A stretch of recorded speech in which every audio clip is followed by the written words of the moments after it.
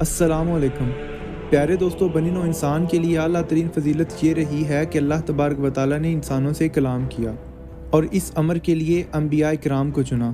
اللہ تبارک و تعالیٰ نے بنی نوع انسان تک اپنا پیغام پہنچانے کے لیے 1,24,000 انبیاء علیہ السلام کو دنیا میں بھیجا۔ یہ سلسلہ حضرت آدم علیہ السلام سے شروع ہوا اور حضرت محمد صلی اللہ علیہ وآلہ وسلم پر ختم ہوا۔ ان تمام انبیاء کرام میں اللہ کے ایک جلیل القدر نبی حضرت موسیٰ علیہ السلام ہیں۔ حضرت موسیٰ علیہ السلام کلیم اللہ تھے، روزانہ اپنے رب سے ہم کلام ہوتے تھے۔ حضرت موسیٰ علیہ السلام کا قصہ قرآن کریم میں سب سے بڑا ہے، جو 73 سورتوں میں جا بجا پھیلا ہوا ہے۔ ویڈیو میں آگے بڑھنے سے پہلے ہم آپ سے گزارش کرتے ہیں کہ ہمارے چینل کو سبسکرائب کر کے بیل آئیکن کو دبائیں اور ویڈیو کو آخر تک دیکھیں۔